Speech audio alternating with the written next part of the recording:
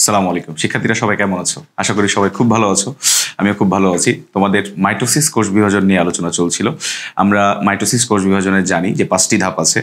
Prophase, prometaphase, metaphase, anaphase এবং telophase. আমরা metaphase পর্যন্ত আলোচনা করেছি। আমরা এর ঠিক পরের ধাপগুলো নিয়ে বা এর পরের ধাপ অ্যানাফেজ এবং তার পরবর্তী ধাপ টেলোফেজ, এই দুইটা ধাপ নিয়ে আজকে আলোচনা করব বা শিখবো। আমরা আশা করি সবাই খুব মনোযোগ দিয়ে দেখবো। আমাদের পরিচিত টপিক মাইটোসিসের এই ধাপগুলা সম্পর্কে আমরা জানি, তারপরেও যে আমরা এটার একদম সূক্ষ্ম এবং পুঙ্খানুপুঙ্খ রূপে আমরা এটাকে শেখার চেষ্টা করব, যেন আমাদের আর কোনোদিন আমরা শিখতে না হয় নতুন করে বা আর কিছু জানার প্রয়োজন না পড়ে। আমাদের এখনই যেন প্রিপারেশনটা একদম ইন্টারমিডিয়েট থেকে শুরু করে আমাদের ভবিষ্যৎ জীবনের জন্য যেন হয়ে যায়। এখন আমরা মেটাফেজের ক্ষেত্রে কি দেখেছিলাম যে মেটাফেজ ধাপে তোমার যে ক্রোমোজোমগুলা যে ক্রোমাটিডে ভাগ হয়ে গেল, সেই ভাগটা তো আসলে প্রোমেটাফেজ ধাপেই আসলে বা আগের ধাপগুলো থেকে শুরু হয়ে যায়। মেটাফেজ ধাপে এটা একদম সুস্পষ্ট হয়, সবচেয়ে বেশি খাটো এবং যে মোটা হয় ক্রোমোজোমগুলোর অবস্থা, সেই অবস্থায় তাদেরকে স্পষ্ট দেখা যায়। এরপরে মেটাফেজ ধাপের যে বিষুব অঞ্চলে অবস্থান করতেছিল ক্রোমোজোমগুলা, সেটা অ্যানাফেজ ধাপে যখন আসবে, এই যে অ্যানাফেজ ধাপ আমরা বলতেছি, যেটার নাম আমরা শুনছি অ্যানাফেজ, এটার অর্থ গতি দশা, বা অ্যানা শব্দের অর্থ আসলে গতি বোঝায়। কোনো আরো দু একটা অর্থ আছে, বাট এখানে আসলে গতি বোঝাচ্ছে। কেন গতি বোঝাচ্ছে? গতি বা চলাচল বা মুভ করতে পারার ব্যাপারটা, যেটা এই ক্রোমোজোমগুলা আমরা মেটাফেজ ধাপে দেখেছিলাম যে বিষুব অঞ্চলে অবস্থান করতেছিল, এবং বিষুব অঞ্চলে যখন তারা ছিল তখন সেন্ট্রোমিয়ার দুইটা বিভক্ত হয় নাই, তখন আসলে এরকম ছিল। আমরা যদি মেটাফেজ ধাপেরটা একটু রিক্যাপ করি, আমরা যদি আগের ইয়েটা মাথায় রাখি, এরকম অবস্থায় ছিল মেটাফেজ ধাপে।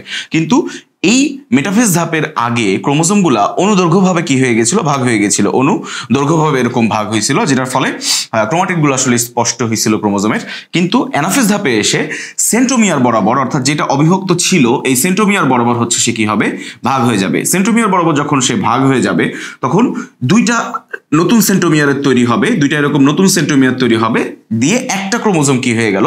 দুইটা ক্রোমোজোমে আসলে অনেকটা পরিণত হলো। এবং ক্রোমোজোমগুলার যে এই দুইটা ক্রোমাটিড ছিল, এই অপত্য দুইটা ক্রোমাটিড, দুইটা নতুন করে ক্রোমাটিড সৃষ্টি হলো, যারা প্রত্যেকে একটা নতুন ক্রোমোজোমের মতো কাজ করবে, এবং তারা বিষুব অঞ্চল থেকে মেরু অঞ্চলের দিকে গমন করবে। এই যে মেরু অঞ্চলে যে গমন করছে, মেরু অঞ্চলের দিকে যে চলাচল করছে, এই মেরু অঞ্চলের দিকে যে সে যাচ্ছে, এই কারণেই এই ধাপের নাম কি হয়েছে? অ্যানাফেজ। অ্যানাফেজ ধাপে যেটা হবে, আমরা দেখো খেয়াল করে, আমরা যদি চিন্তা করি আগের কোষের কথা, আর যদি এটা মানুষের কোষ হয় ধরো, বা এরকম যে কোনো জীবের ক্ষেত্রে হতে পারে, আমরা মানুষের ক্ষেত্রে জানি খুব কমন জিনিস আমাদের যে 46টা ক্রোমোজোম আছে, এবং মাইটোসিসের উদ্দেশ্য কি? নতুন যে দুইটা কোষ সৃষ্টি হবে একটা কোষ থেকে, সেই অপত্য দুইটা কোষেই কি হবে? দুইটা কোষেই সমান সংখ্যক ক্রোমোজোম আমাদের নিশ্চিত করতে হবে। এখন সমান সংখ্যক যদি আমরা ক্রোমোজোম নিশ্চিত করি, সেক্ষেত্রে কি হইতে হবে? আমাদের হাতে 46টা ক্রোমোজোম আছে। আমরা যদি একটা লাঠির কথা চিন্তা করি, যে একটা লাঠি, ধরো যে একটা লাঠি, সেটাকে যদি আমি মাঝ বরাবর ভেঙে দিই, তাহলে আসলে কয়টা লাঠি হলো বলো তো? দুইটা। তাহলে ক্রোমোজোমগুলো যে 46টা ক্রোমোজোম ছিল, আমি নতুন দুইটা কোষেও যদি 46টা করে ক্রোমোজোম নিশ্চিত করতে চাই, তাহলে আমাদের কি করতে হবে? তাকে সংখ্যায় আগে ডাবল করতে হবে। তো মাঝখান থেকে সেন্ট্রোমিয়ার যখন বিভক্ত হয়ে গেল, তখন একটা ক্রোমোজোম আসলে কয়টা হয়ে গেল? দুইটা ক্রোমোজোম হয়ে গেল। তাহলে সেই 46টা ক্রোমোজোম আসলে কি হয়ে গেল? 92টা ক্রোমোজোমের মতো হয়ে গেল।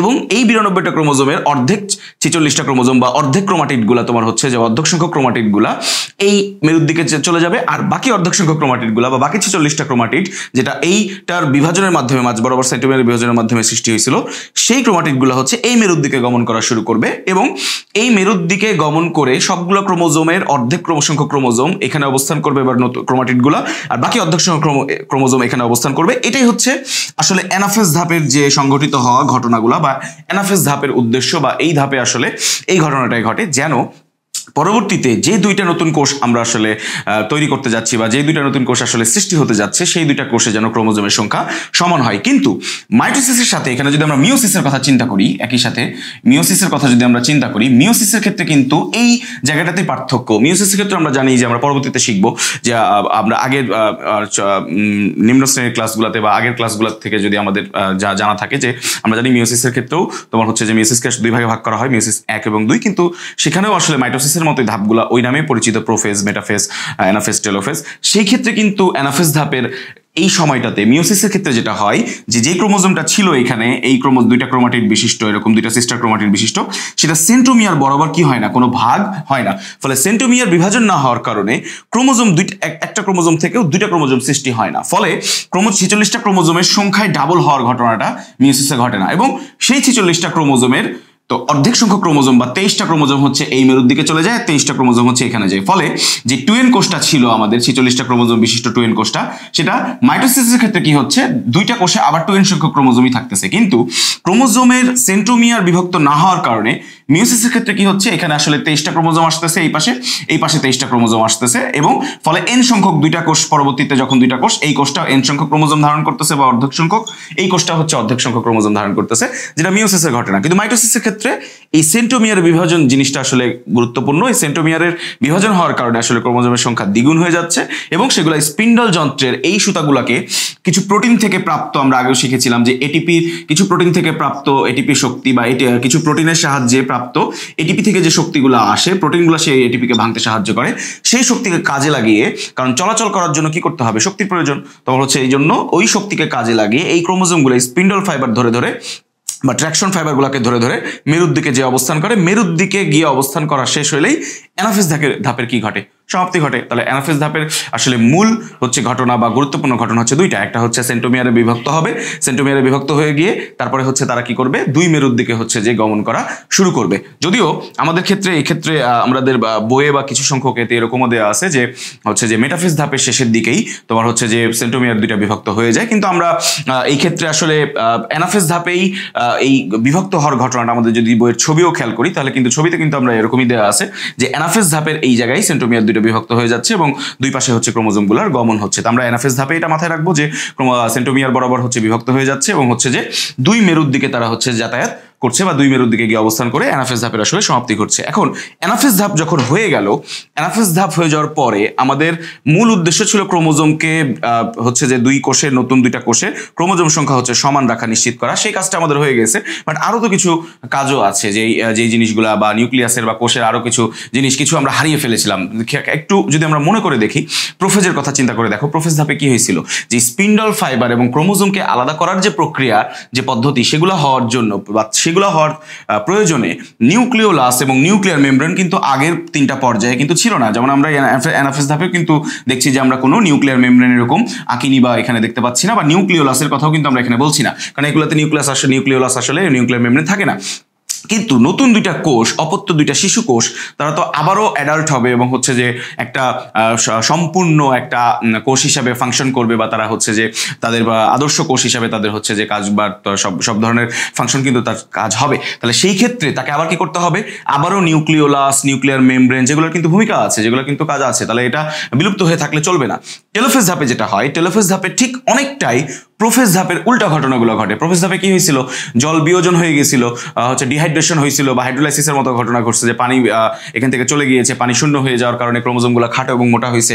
কিন্তু এখানে ঠিক উল্টা ঘটনা ঘটবে, অর্থাৎ কি, এখানে হাইড্রেশন হবে বা হচ্ছে যে পানি আবার জলযোজন ঘটনাটা ঘটবে, হাইড্রেশন বা হচ্ছে যে জলযোজন ঘটবে। এই ঘটনাটাই আসলে সবচেয়ে গুরুত্বপূর্ণ হচ্ছে টেলোফেজ ধাপের ক্ষেত্রে, জলযোজন ঘটবে, আবারও পানি ধারণ করে এই ক্রোমোজোমগুলো কিন্তু আবারও কিসে পরিণত হয়ে গেছে, ক্রোমাটিডে পরিণত হয়ে গেছে, যেটা চিকন সুতার মতো হয়ে গেছে। আমরা দেখার সুবিধার থেকে না আঁকছি, কিন্তু আসলে টেলোফেজ ধাপে যখন হচ্ছে যে বা একটা অবিভাজনরত কোষে যখন হচ্ছে আসলে ক্রোমোজোম পানি ত্যাগ করে হচ্ছে পানি গ্রহণ করে আবারও যখন চিকন সুতা হয়ে যায়, তখন তাদেরকে আসলে খুব ভালো দৃষ্টিগোচর হয় না। কিন্তু আমরা এখানে দেখাচ্ছি যে এরকম চিকন সুতার মতো ক্রোমাটিনগুলো আবার দেখা যাচ্ছে, যেটা আসলে কি ছিল, একটু আগে ক্রোমোজোম ছিল, পানি আসার কারণে আবার তারা কি হয়ে গেছে, এখানে ক্রোমাটিনে পরিণত হয়েছে। এখন এই যে নিউক্লিওলাস যেটা আগে বিলুপ্ত হয়ে গেছিল, সেটা আবারও ফিরিয়ে আনতে হবে, এই নিউক্লিয়ার মেমব্রেনগুলো আবারও ফিরিয়ে আনতে হবে। এই ক্ষেত্রে যেটা হয় যে ক্রোমোজোমের দেখো গঠনটা যদি আমরা একটু মাথায় রাখি, আমাদের কোষ চ্যাপ্টারে পড়া, তাহলে আমরা সেখানে দেখেছিলাম যে একটা ক্রোমোজোমের তোমার হচ্ছে যে একটা মুখ্য কুঞ্চন থাকে, যেটা আসলে কি, যেটা আসলে হচ্ছে যে এরকম সেন্ট্রোমিয়ার, এরকম হচ্ছে সেন্ট্রোমিয়ার, যার ভিতরে এরকম তোমার হচ্ছে যে ডিএনএ হিস্টোন যৌগ বা তোমার হচ্ছে যে আসলে চারিত্রিক বৈশিষ্ট্য বহনকারী যে তোমার হচ্ছে যে এই রাসায়নিক পদার্থগুলো, সেগুলো তোমার হচ্ছে যে হিস্টোন প্রোটিন বিশিষ্ট, সেগুলো এরকম ভাঁজ হইতে আসলে কি সৃষ্টি করে, এরকম ক্রোমোজোম সৃষ্টি করে, এরকম ক্রোমোজোম সৃষ্টি করে। এবং এই যে জায়গাটাতে ক্রোমোজোমের কোনো অংশ থাকে না, যে জায়গায় একটা ভাঁজের মতো অংশ থাকে, এটাকে আমরা বলি প্রধান কুঞ্চন বা হচ্ছে মুখ্য কুঞ্চন। সেটা ছাড়াও কিছু কিছু ক্রোমোজোমে, সব ক্রোমোজোমে কিন্তু না, কিছু ক্রোমোজোমে আর একটা সেকেন্ডারি কুঞ্চন বা গৌণ কুঞ্চন এরকম একটা সৃষ্টি হয়, আরো একটা গৌণ কুঞ্চন সৃষ্টি হয়, যেখানে ক্রোমোজোমের ডিএনএ হিস্টোন প্রোটিন যৌগ এরকম হচ্ছে থাকে না। এরকম কুঞ্চন সৃষ্টির পরে পরবর্তীতে গিয়ে আবারও তোমার হচ্ছে এখানে হয়, এখানে আরো একটা কি সৃষ্টি হয়, আরো একটা কুঞ্চন এরকম হচ্ছে যে এরকম ভাঁজের মতো সৃষ্টি হয়, এরকম একটা ভাঁজের মতো অনেকটা, এটা হচ্ছে মুখ্য কুঞ্চন, এটা হচ্ছে মুখ্য কুঞ্চন, এটা হচ্ছে যে গৌণ কুঞ্চন, এটা হচ্ছে গৌণকুঞ্চন, এরকম আরো একটা গৌণকুঞ্চনের মতো বা আরো একটা সেকেন্ডারি কুঞ্চন এখানে সৃষ্টি হয়, যেখানে তোমার হচ্ছে যে এই ভিতরে ডিএনএ হিস্টোন যৌগ এরকম হচ্ছে যে থাকে না। এরকম গৌণকুঞ্চন সব ধরনের ক্রোমোজোমে থাকে না, কিন্তু একটা কোষের, যেমন আমাদের 46টা ক্রোমোজোমের বেশ কিছু ক্রোমোজোমে এরকম মুখ্য কুঞ্চন থাকে, সেই মুখ্য কুঞ্চনগুলোতে ঠিক গৌণকুঞ্চনগুলোতে মুখ্য কুঞ্চনে যেরকম এখানে কিছু ডিস্ক আকৃতির প্রোটিন ছিল, এরকম কিছু ডিস্ক আকৃতির প্রোটিন ছিল যেগুলোকে আমরা কাইনেটোকোর বলি, যেগুলো কাইনেটোকোর গঠন করে, সেগুলা যেমন হচ্ছে মুখ্য কুঞ্চনের বা তোমার হচ্ছে যে কোষ বিভাজনের ক্ষেত্রে বা কিছু কাজের ক্ষেত্রে হেল্প করে।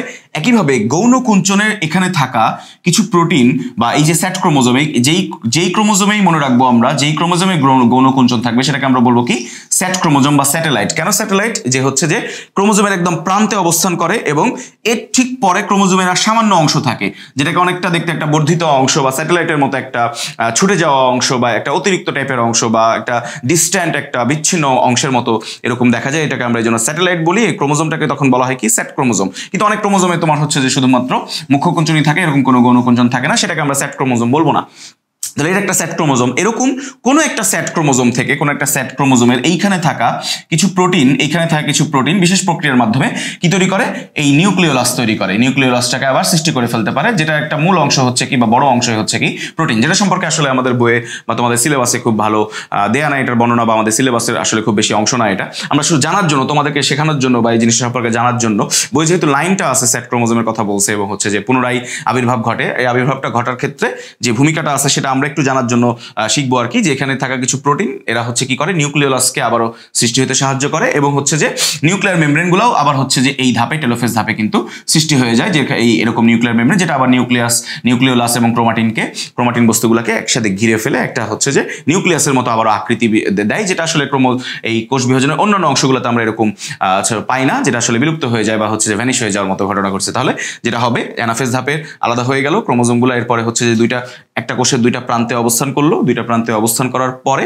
তারা হচ্ছে এইখানে আবারও প্রোফেজের উল্টা ঘটনাগুলো ঘটবে, আবারও যেগুলো আমরা হারিয়ে ফেলেছিলাম সেই জিনিসগুলো আবার কি হবে ফিরে আসবে। সেই ফিরে আসার ব্যাপারগুলো এই পয়েন্টগুলো আমরা একটু মাথায় রাখবো, যে তাহলে টেলোফেজের ক্ষেত্রে আমরা প্রোফেজের ঠিক উল্টা জিনিসগুলো কয়েকটা পয়েন্ট মাথায় রাখবো। যদিও পরীক্ষায় টেলোফেজ আলাদা করে খুব একটা আসে না বা ইম্পর্টেন্ট না, বাট আমরা যখন একসাথে মাইটোসিস কোষ বিভাজনের সবগুলো ধাপ পড়বো তখন হচ্ছে যে সেখানে আমাদের টেলোফেজ ধাপটা সম্পর্কে বলতে হবে। তাহলে মাথায় রাখবো আমরা এখানে আবারও পানি ফিরে আসে, আবারও জলযোজন ঘটে, আবারও ক্রোমোজোমগুলো হচ্ছে যে লম্বা এবং হচ্ছে চিকন সুতার মতো ক্রোমাটিনে পরিণত হয়। এখানে নিউক্লিওলাস এবং নিউক্লিয়ার মেমব্রেনগুলো তোমার হচ্ছে যে আবারও কি হবে ফিরে আসবে এবং হচ্ছে যে দুইটা নিউক্লিয়াস দুইটা কোষের দুই প্রান্তে অবস্থান করবে এবং কোষের ক্যারিওকাইনেসিসের আসলে কি ঘটলো, এর মাধ্যমে সমাপ্তি ঘটলো। এর ঠিক পরেই কি আসবে সাইটোকাইনেসিস, যেটা বাকি আছে আমরা জানি কোষ বিভাজনের আরেকটা গুরুত্বপূর্ণ পয়েন্ট, সেই সাইটোকাইনেসিস ঘটার প্রস্তুতি শুরু হবে। সেটা সম্পর্কে আমরা অবশ্যই জানবো পরের ভিডিওতে।